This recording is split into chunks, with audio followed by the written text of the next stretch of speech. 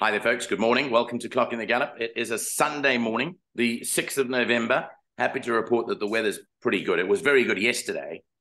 Unfortunately, as I was saying on the Take a Bet show to Chloe Andrews this morning, the decision to move the meeting wasn't only affected by the weather, but there was also a major water outage in the Turffontein area scheduled for yesterday, Saturday. So I think that made up their minds. Lyall Cooper, good morning. Good morning to you, Nico. Yeah, they made the decision early, which is the good news. Yeah, and the other good news is looks like a lovely day. Looking forward to it. And the going's good too, 23. Yeah, going's good. The weather forecast is good too. A little bit of wind in the air. I mean, a bit of wind to go about though. Good.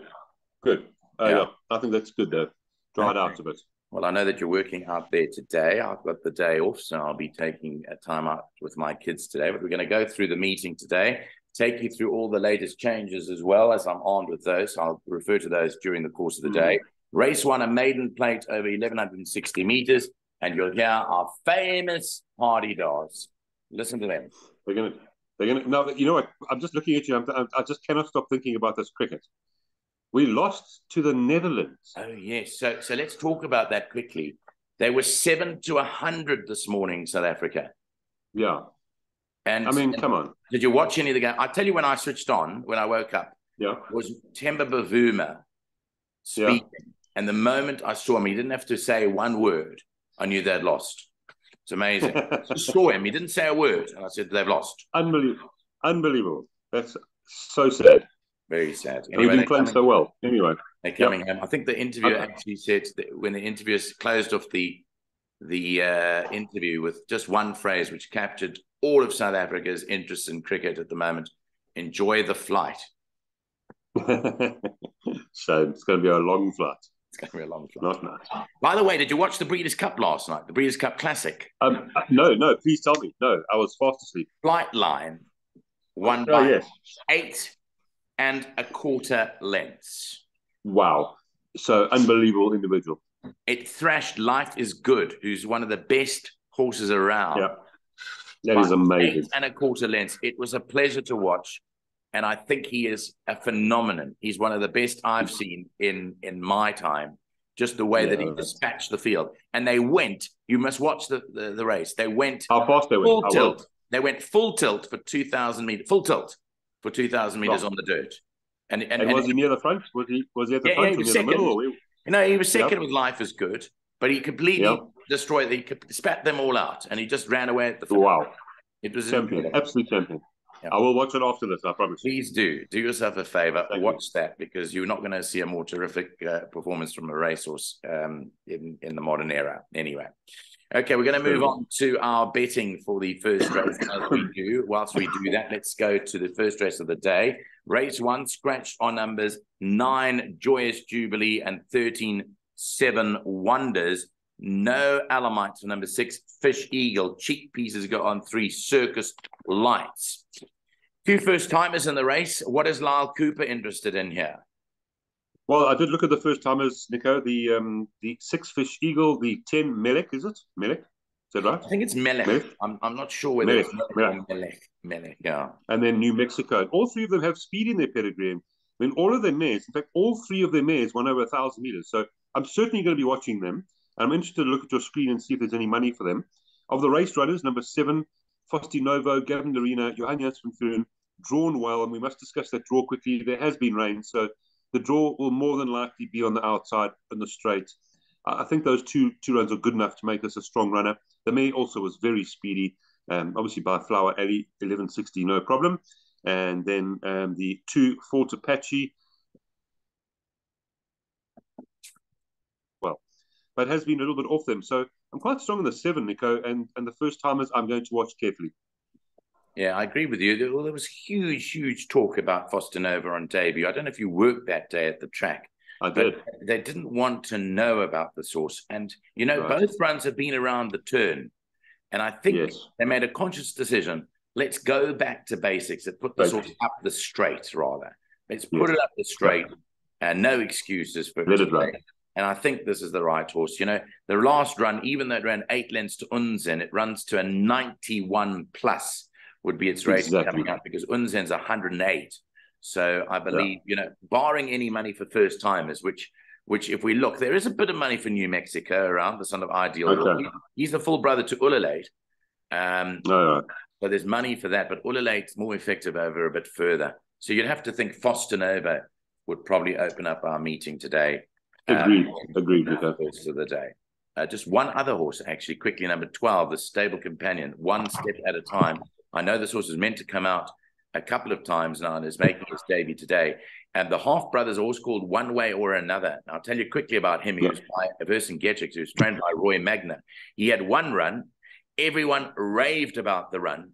He was exported to Hong Kong and was never seen again. So, wow. So that was it. But he came out on that one run and he blitzed them. To see, he was by Vercingetorix, one step at a time. Number 12 is by Dynasty. So just bear that in mind. Maybe you should. I'm thinking a bit sharp. Obviously, a bit sharp for this one, but we'll watch. But have a look at him. Have a look at him and see what he looks like. I will. In the Thank you. So race 1 is not part of the exotics.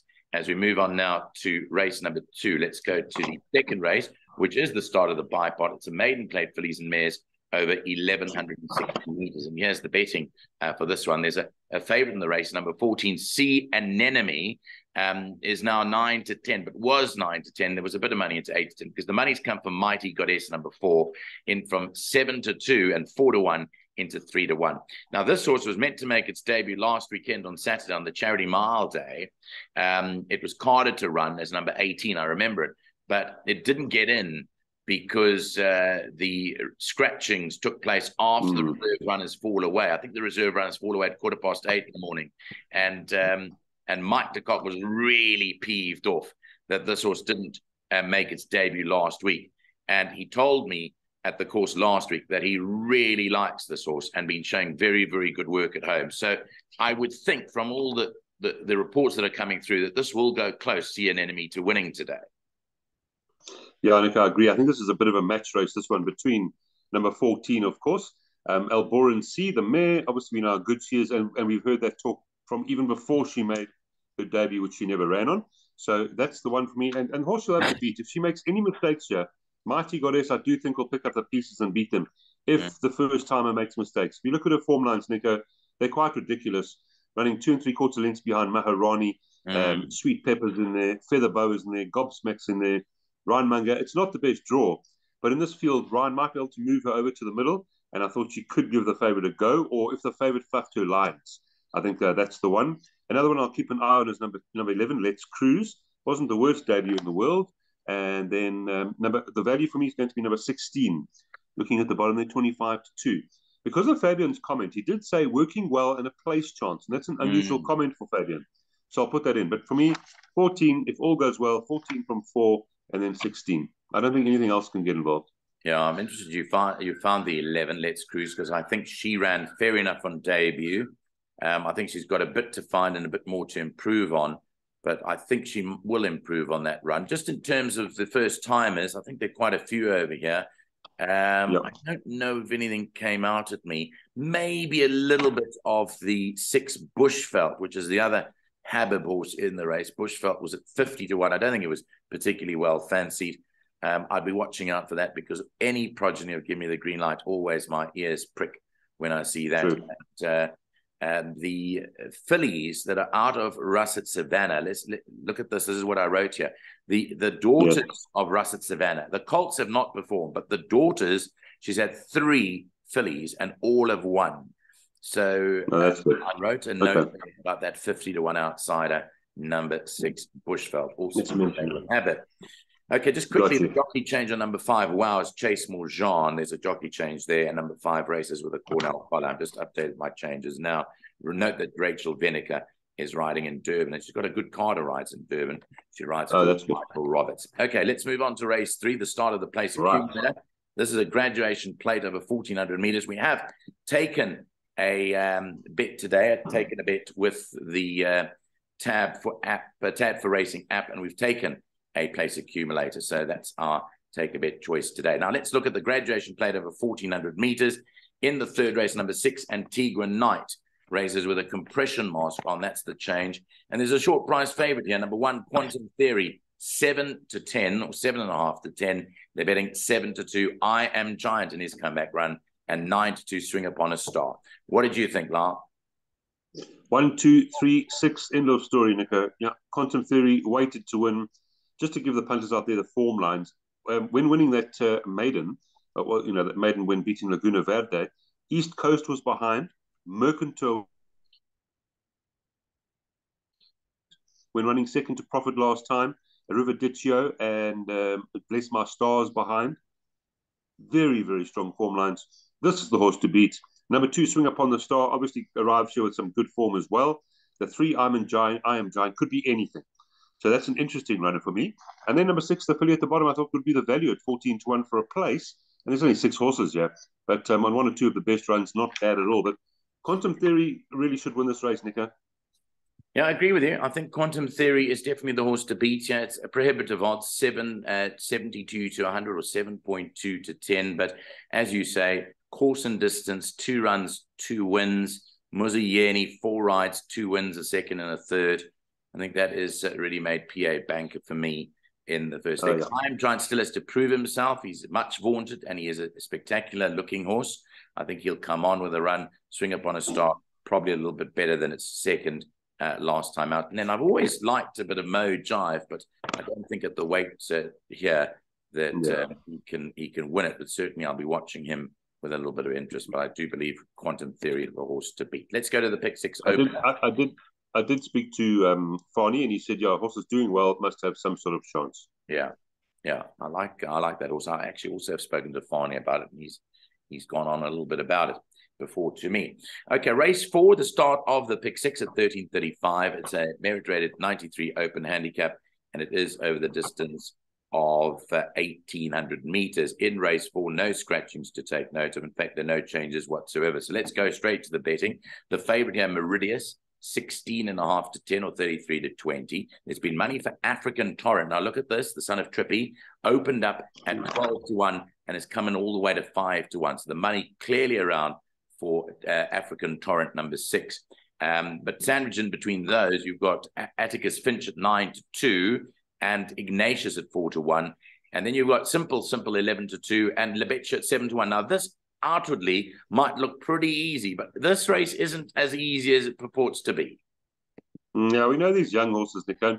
You know, when I actually made my final selection, I didn't even put numbers. I agree with you. I thought it was a very difficult little race, this one.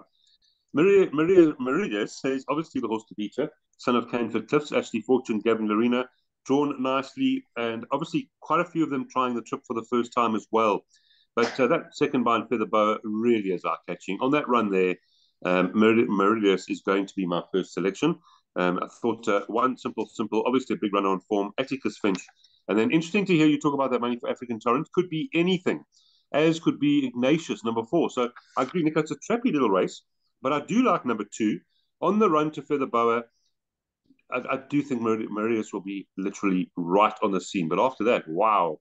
I think we need to go a bit wider in the first leg of the pick 6, Nico.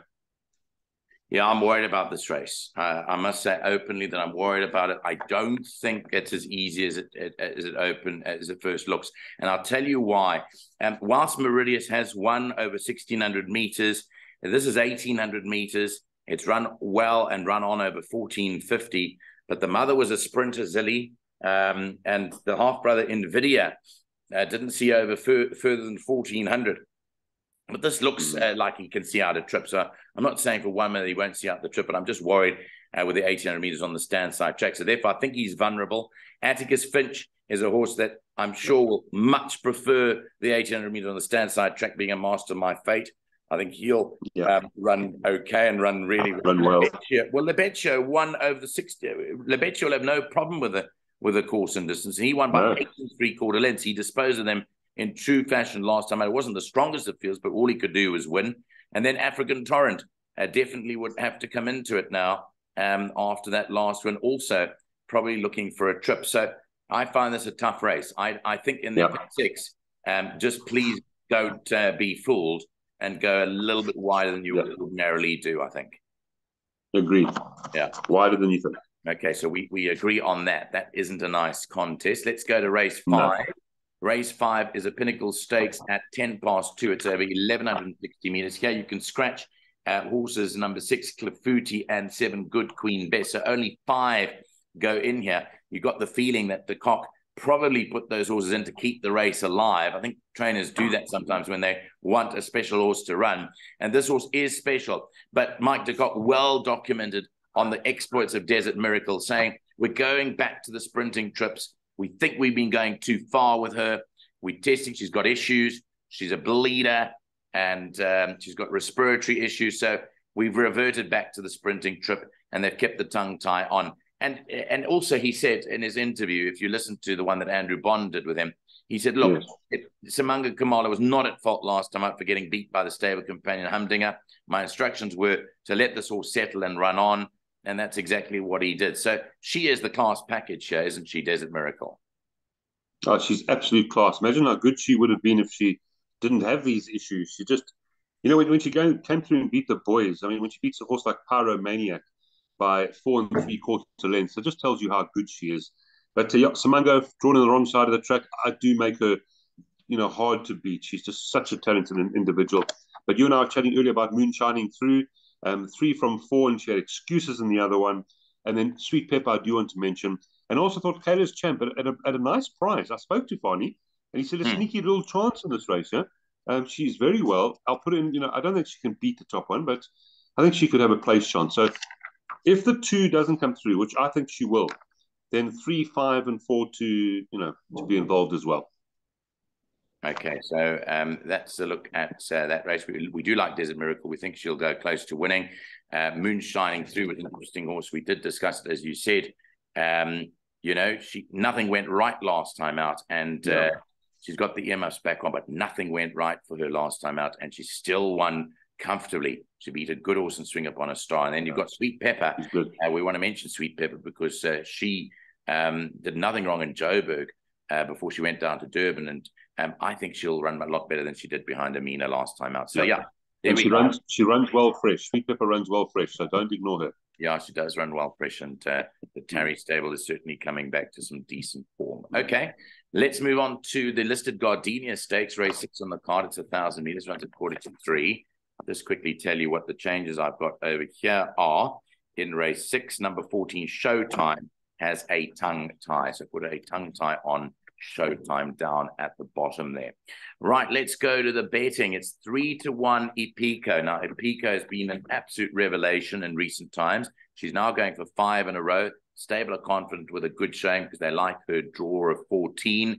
She's 3-1.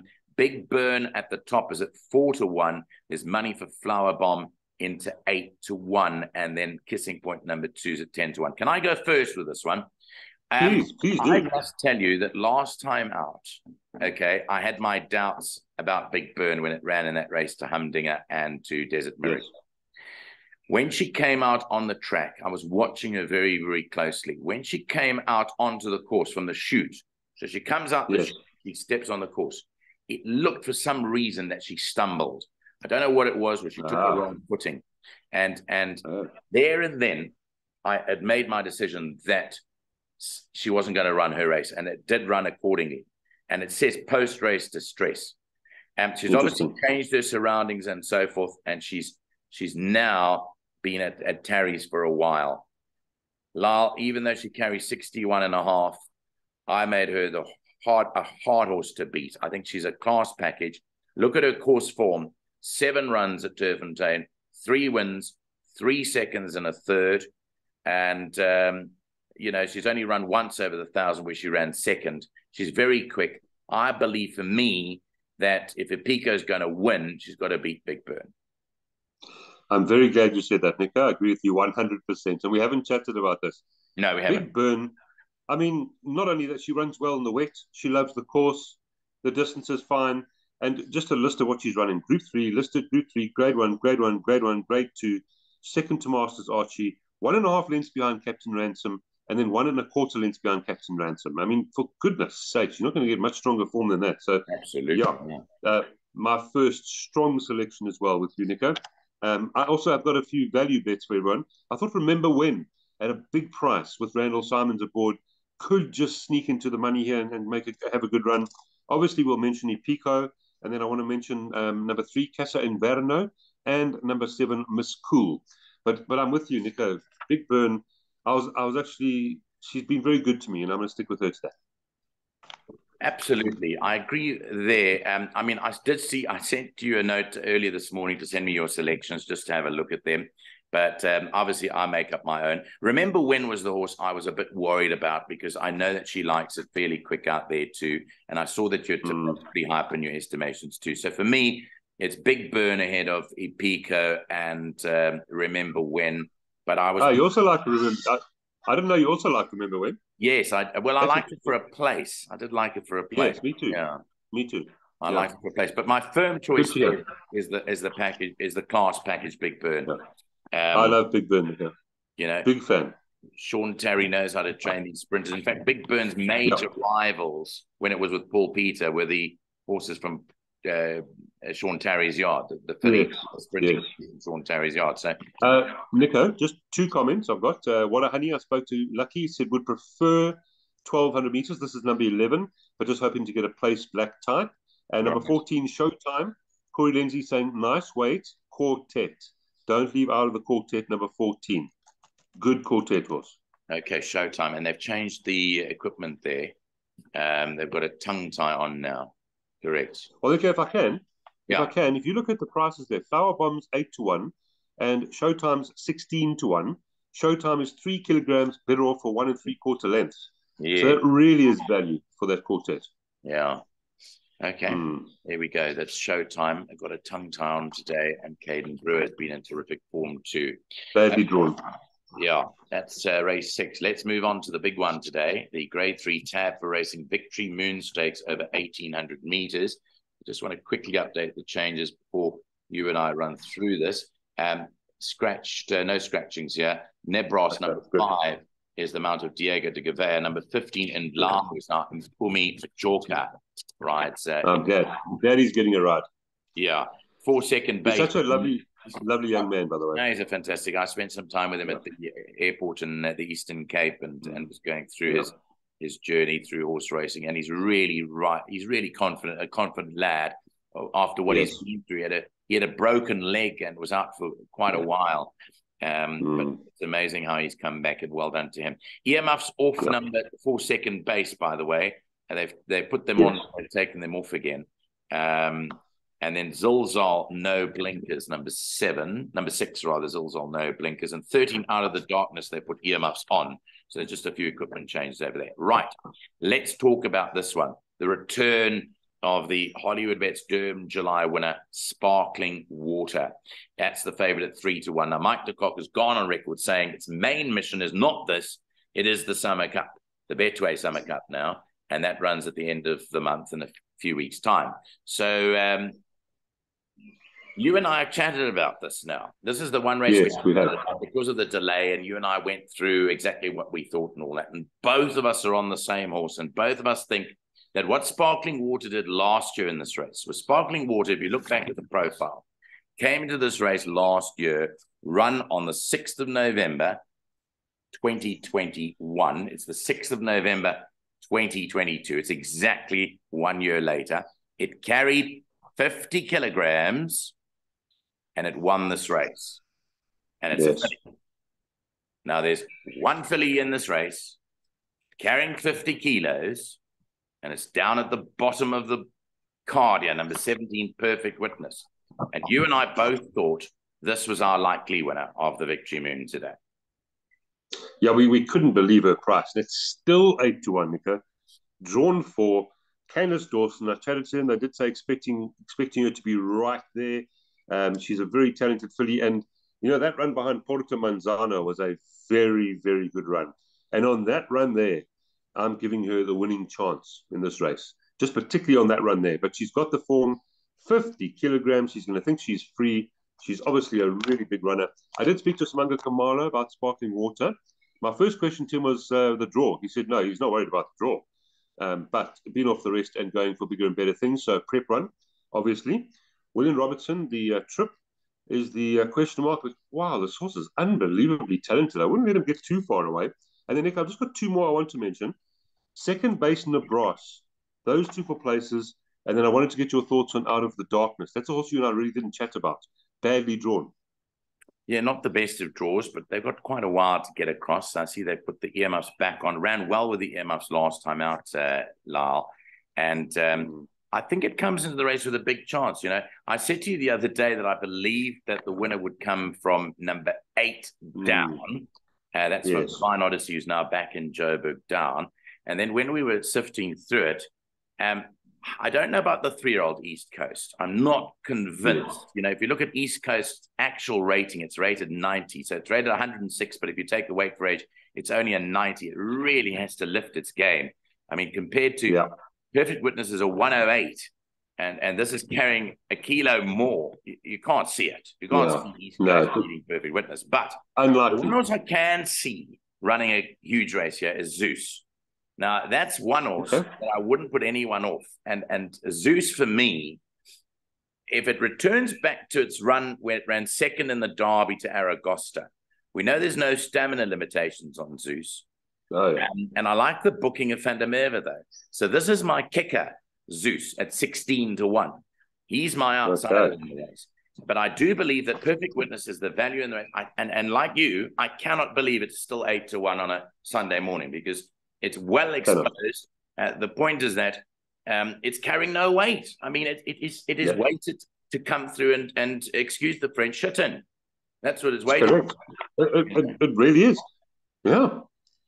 So, brilliant form. Okay. I spoke to JP. He did say on best Zeus would be a player. That was JP's thoughts. Did he say that? Yeah. Yeah. Okay. Well. Yeah, I like his booking on it. Okay, so we move on from that. I mean, it's well documented. We're very firmly in the camp of Perfect Witness. We were in the camp of, most of us were in the camp of Bingwa last week. Now, just looking at that, Bingwa beat Puerto Manzano, and this horse, Perfect Witness, ran half a length behind Puerto Manzano, receiving 8.5 kilos, but it's receiving that from these horses. So I don't know. I don't know how it's still. Correct. I don't know. Maybe I'm missing something. Yeah. Okay. Let's move on. That Puerto Manzano bingo form line is on the table with Perfect Witness. Correct. It's there. Correct. It's proven. That was in the Jubilee, the run-up race to the July. I don't know what, I don't know. Maybe the bookmakers are trying to take us on. I don't know. Okay, race 8 is offered 5-4. It's a merit-rated 73 handicap, and it's run over 2,400 meters. I just want to have a look at the changes here. I know that number 4, Kate Bouquet, came through as a scratching, so that is out. And there's also another change. Number 1, Alphatic. They put the blinkers on. And Mike did say this horse is looking for this distance and more. And that's the favorite at 2-1. They've got 3-1 Royal Mazarin Flag Bearer. And then 9-2 Go Dream Machine. What worries me about Alphatic is it's got a shoulder 60. But it did dispose of Lebetio, who runs in that fairly strong race earlier on.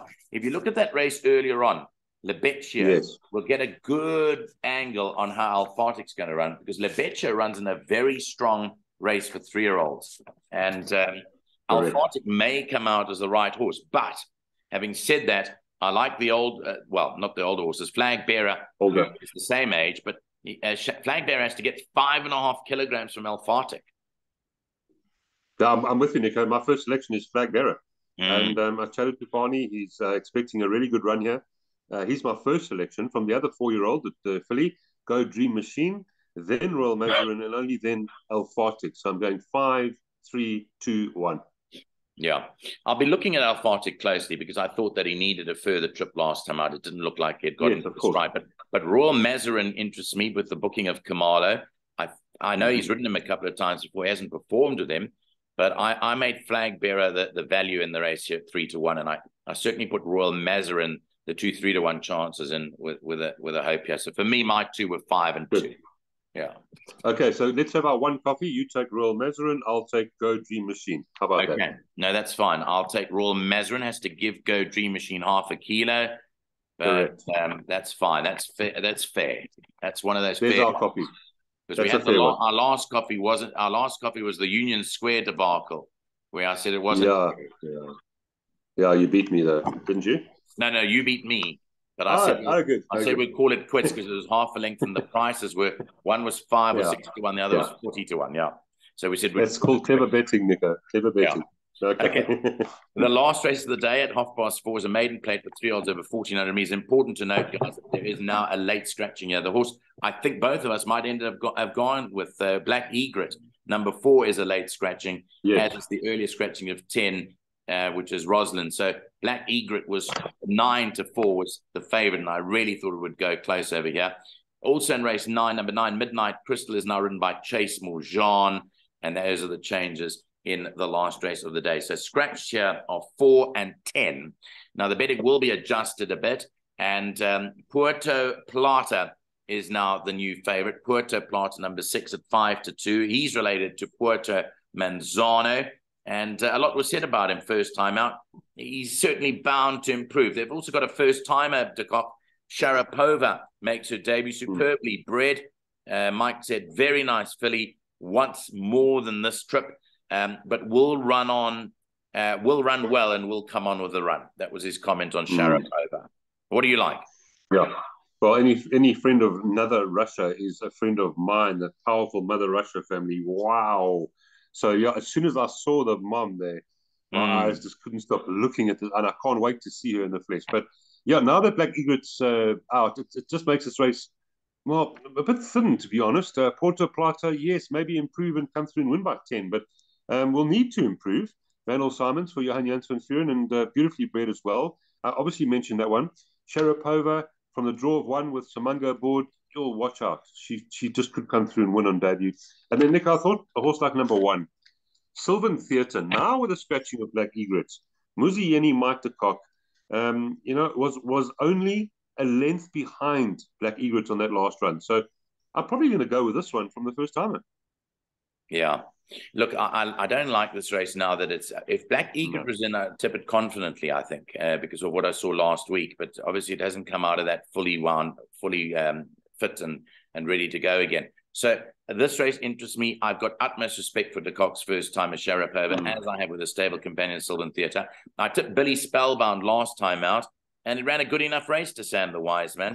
I think he'll improve further with the son of William Longsword. Stella Clavis would have to have an outside chance. Puerto Plata, I think, is much vaunted. I think there's a few in here with chances. I think you're advised to probably put in a few. If you want to go through the last leg of the pick 6, be very careful in this last leg. Well, you say that, Nico, but all you need, really, because the first timers, is 1, 2, 3, and 6, really. So it's not that bad. Yeah, 1, 2, 3, and 6. Well, extending this Wonder World, I see, is being gelded. Was gelded at the back end of August. Okay. Throw it in. You might want to chuck that in, but I'm worried about this last leg. We're not worried about too much, but we're worried about 2 of the 9 races, and this is one of the 2. Yes. Yeah, this is one of them. Yeah. Agreed. Okay, well, that's where we'll leave it. Well done, Nico. 2 minutes left. I think we've summed it up as the only way we can do. I know that Neil Andrews will be looking to do a price booster later, so he'll come through with some sort of avenue on that. And we've got a Take a Bet show. Myself and Chloe have already done that show this morning, and it focuses on a place accumulator, which starts in race 3. I know you're working out there today. I know you've got to get going. Yep. Have a great day's racing at Turffontein, and I've no doubt we'll chat during the course of the next week. Have a great Sunday, Lyall. Thank you, Nico. You too.